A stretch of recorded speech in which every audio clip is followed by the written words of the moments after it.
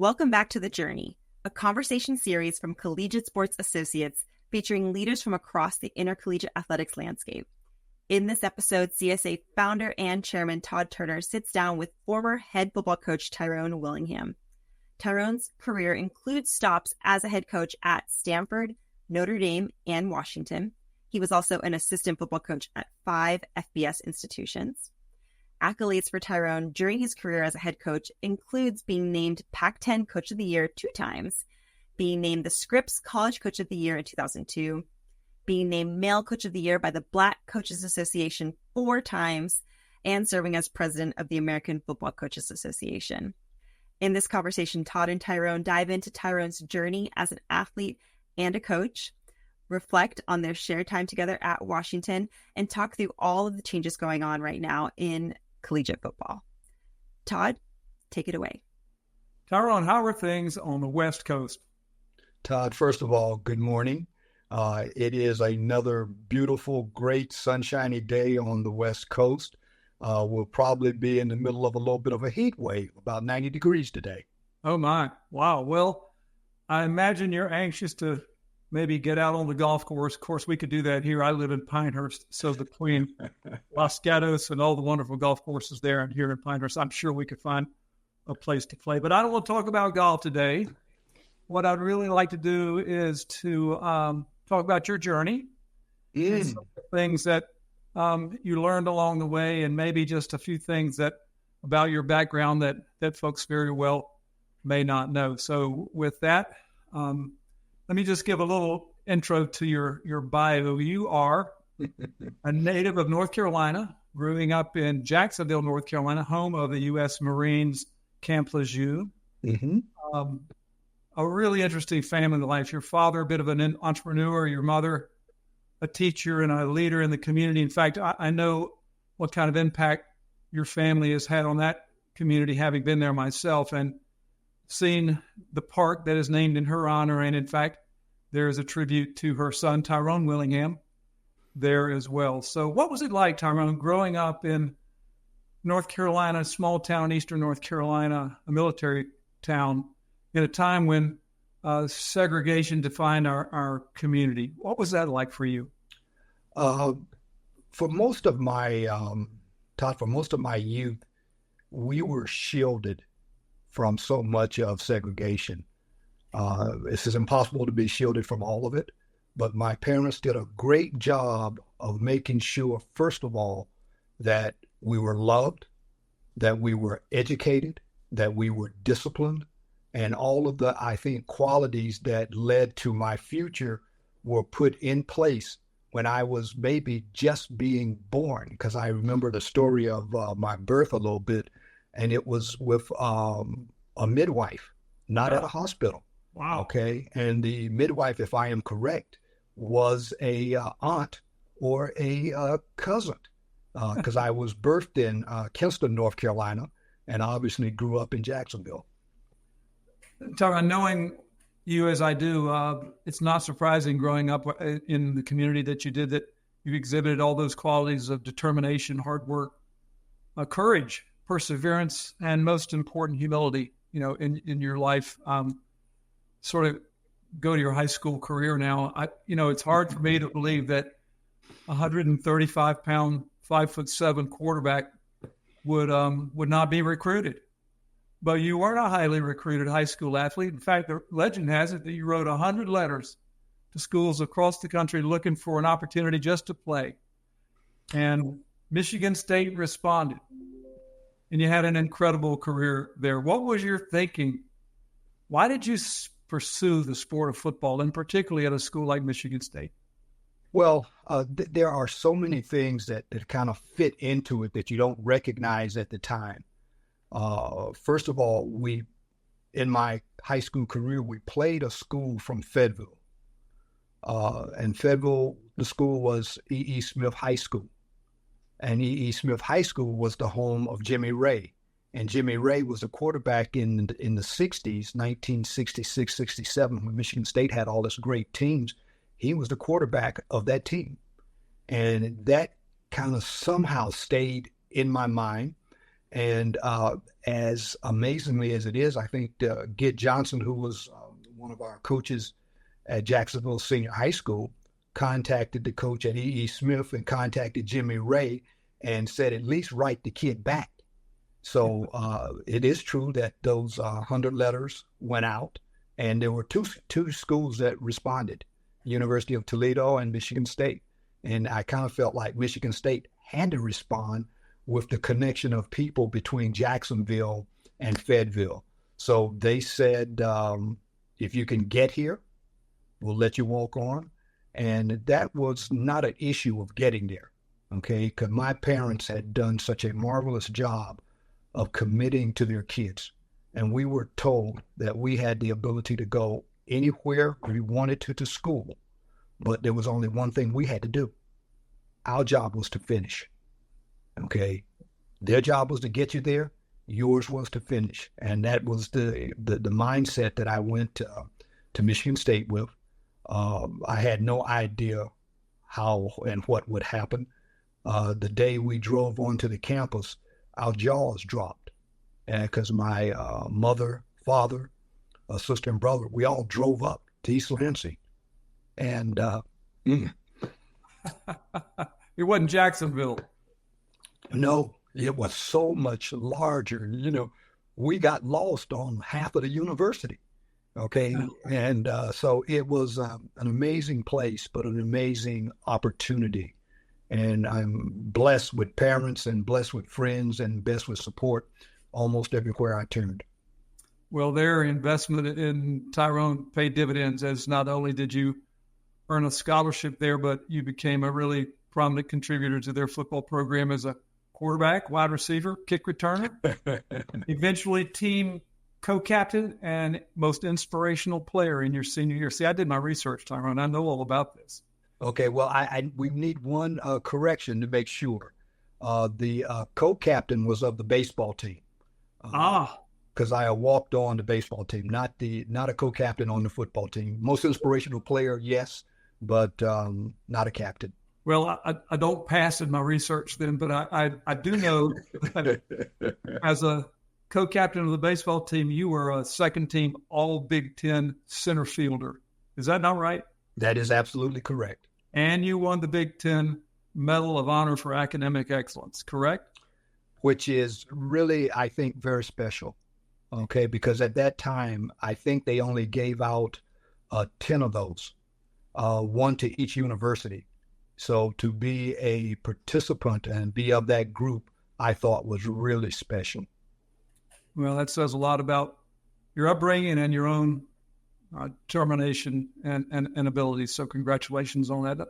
Let's skip now a little bit to your coaching career. You started as an assistant, 5 different institutions, worked at the NFL, at the Minnesota Vikings for a time, before you were named the head coach at Stanford in 1995. A really accomplished career at Stanford, and 2-time Pac-10 Coach of the Year. Led your team to a Pac-10 championship and a Rose Bowl appearance in 1999. What was that like, Tyrone? As I sit back today, it's almost unbelievable, unimaginable. That tiny kid that couldn't get anybody to give him a scholarship could end up being a head coach at Stanford University, first of all, which is one of the best academic universities in our country, and we have so many great academic universities. But to have that opportunity and then to take a team to the Rose Bowl, which I can always remember plays from that game that just break my heart. Ron Dane, I think it was, had an 88-yard run, and we had held him all day, and that's a 2-time Heisman winner, if I am correct. It's almost unimaginable, to be very honest. Well, you must have liked the area too, because that is where you had settled in Los Gatos, which is just down the street from Palo Alto. And I know you enjoy living in that part of the world. Well, it wasn't long that people noticed the great success you had there, and Notre Dame knocked on your door, and you took over the Fighting Irish. Quite a storied beginning there. A lot of people they always remember how things ended, but not necessarily how they began. But just a couple things here, Tyrone. In that first year, you were 8-0, and you had that team up to number 4 in the national polls. And Sports Illustrated had you on the cover of Sports Illustrated with the subtitle of The Savior of Notre Dame. You were National Coach of the Year in several Coach of the Year publications. And also, and I didn't know this, but I think this is spectacular, the Sporting News Sportsman of the Year. What a year to begin, and your time in Notre Dame. Talk about that a bit.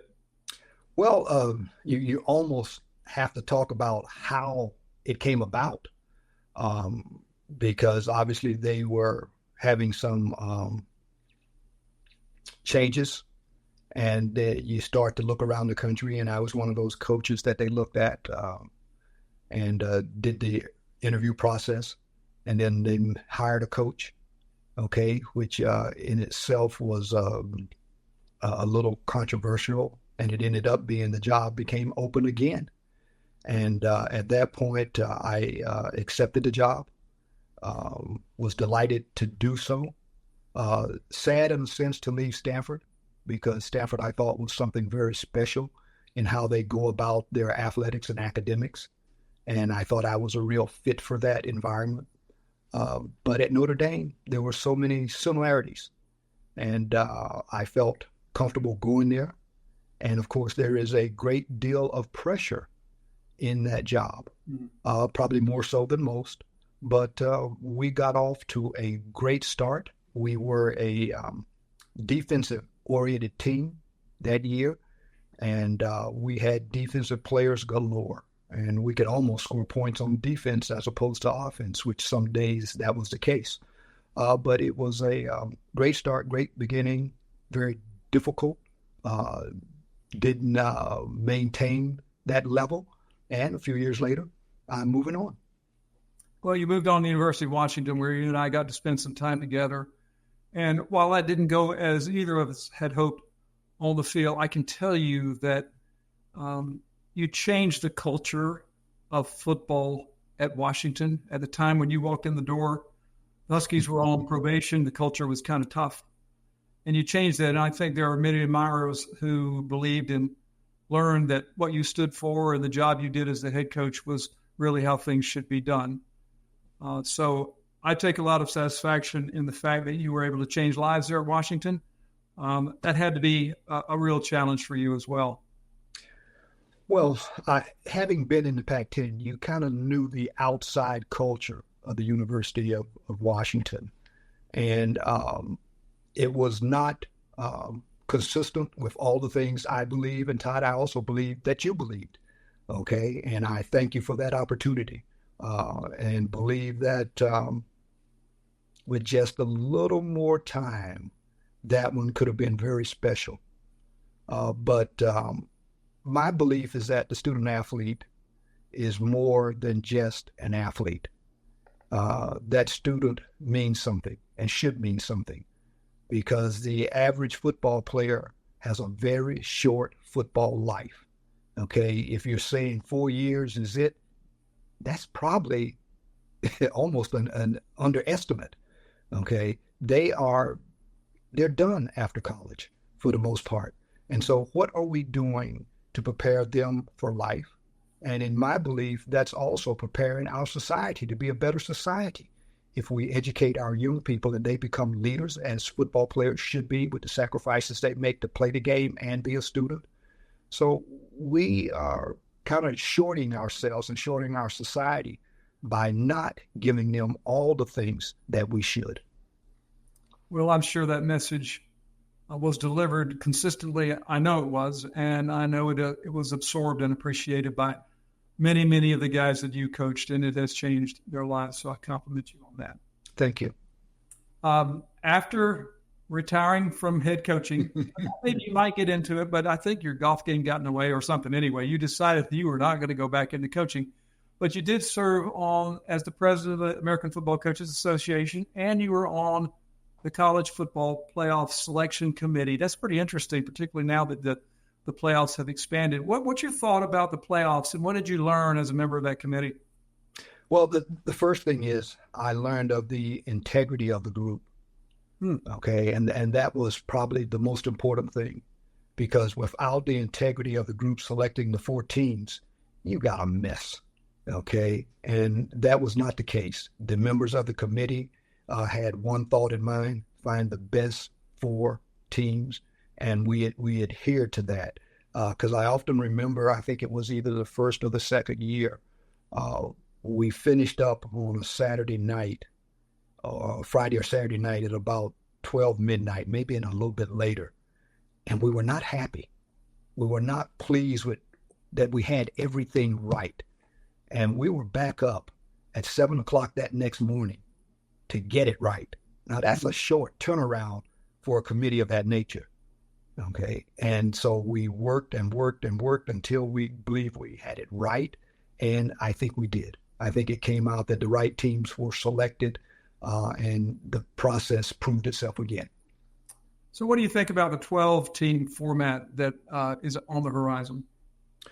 I'm kind of comparing it to basketball, in that our tournament went from, I think, one day 16 teams to 32 teams to 64 teams. I don't know what that number is now, but I think the more teams you can include, then the more it becomes representative of the country. Okay, that you're truly getting the best opportunity for the best team to win the championship. And it becomes a little bit more of a marathon, in a sense, when you add 1 or 2 more games, and that really tests the structure of teams. So I think, in a sense, for the committee, it's still going to be difficult, those last 9 through 12 teams, to make sure you've got them right and select them. But I think it becomes even more representative of our country and the opportunity to be the national champion. It'll certainly be interesting to watch how it all unfolds. And in Yes. many ways, I agree with you. I think having more teams involved is important. I do worry a little bit about the length of the season, particularly on teams, and particularly today with the existence of the transfer portal. And what's your thought about that, Tyrone? How would that have changed the landscape for you as a coach? Todd, for this podcast and any other conversation that I have about the NIL and all of the systems that we have, you would bleep me 1,000 times, okay? And I don't use that kind of language in the first place. But no, we've made, and I say we, and I include myself in this, we've made, I think, a very serious mistake. Because what we've done is, in a sense, moved us away from student athlete in the process, okay? And we've become now mercenaries, okay, at any and every school that accepts us. And that's not the way the system should be, because that doesn't work for, I think, 80% of the student athletes. Maybe for 20%, they will profit and earn and be able to go on. But it's not, I don't think, a good system. So I'm disappointed that we, and again, I include myself, maybe I didn't scream loud enough for people to hear that it's not what we need. But I'm disappointed, but I hope that somewhere there will be a correction. But as we always say, it is very difficult to put the genie back in the box. So, Tyrone, if you could design the ideal model for Division I college football, what would it look like? I don't know if I have the ideal model in mind. I think it would take a lot of work on me and the participation of many others to see if we could get it right. But I think the first thing we would do, we would say that because the system does have a lot of money in it, that we would like the student athlete to get a little more of it. But I have always said that the thing we need to do is tie in any financial gain to the student athlete to graduation. Okay, because that makes us that much stronger. That makes us, as a country, as a university, as an individual, makes us that much stronger. But I also think one thing that is missed in all of this is that our major athletic programs, the football, the basketballs of these universities, did a heck of a job of supporting so many other sports and providing other student athletes with an opportunity to get the college education, sometimes cost-free, and also just be in that environment. So I think that is missed a little bit as we start to talk about how much money and is around these universities and these programs, because I do think I played baseball, and I'll tell you this story. The first time I played baseball for Michigan State, we took the Southern trip because obviously you can't play in Michigan in March. So we took the Southern trip. We took it by car, okay? Half of the team was able to fly, half was able to go in a car. And I was in the car, okay? And that was 30 hours driving, facing backwards in a station wagon to Texas, okay? Now, because of football, half of the team could fly, okay? Could you imagine all of the team making that trip down to Texas in a car, 30 hours? Okay, that's not good for our student athletes. And I think, therefore, we have a responsibility to help all of our student athletes, not just our football players and our basketball players. Well, I agree with that. And I think there's a lot of proof in my career, with the Olympic sport athletes that we were exposed to and to see how much it meant to them to compete and have success and to grow and learn. I mean, some of the high points in my career were championships that were won by tennis teams and volleyball teams and golf programs. It was as important to them as it was to the basketball team and to the men's, to the football program. So yeah, it's yes. You make a lot of good points. The landscape has changed so much. How's that changed coaching? I'm almost, and forgive me because I am not as familiar as some might think I am, because I've been retired now 15 years, or pretty close to 15 years, and I've made it a priority not to stress over any of these issues that we have right now. So I'm not as detailed as I should be, but I think what I am hearing is that coaches now have to spend even more of their time recruiting than ever before. And it's not only recruiting the athlete that is a freshman, but you're recruiting juniors and seniors and sophomores from other programs. You're recruiting your own players all the time. And that, to me, is flat ridiculous that we should be doing that. And that, to me, makes things very difficult to be a coach and spend your time coaching and developing people as I think the job should be. One of the byproducts of that is the explosion of staffs. I mean, there are football staffs that have 40, 45 people specifically assigned to jobs to support the football program. What would you have done with that many people on your staff? To be very honest, I wouldn't. Okay, that's the truth of it. Because I think when you have that many people, then the lines of responsibility become very difficult of who should be accountable for what. I think when you have a much smaller staff, okay, you can identify quickly where and who should be in charge of what, and you can have the kind of communications you need about what is taking place. I would imagine with 45 coaches, it might be difficult for Coach 45 to find his way to the head coach's office. Okay. So I don't think that's something that I would like to be a part of. Yeah, that's well said. I'm not surprised, to be honest with you. I'm going to hit you with some rapid fire questions here in a second, but before I do, I want to talk about your greatest asset, and that's your family, and Kim in particular, your lifelong partner. What a wonderful woman she is, and 2 daughters and a son, one of whom is pursuing a career in coaching, and those grandchildren. Tell me about your family. Todd, first of all, I have to tell you that he didn't listen to his mother. But no, I am blessed, and I don't think I could be sitting where I am right now if it were not for Kim. And that is why we sit here, to be very honest about it.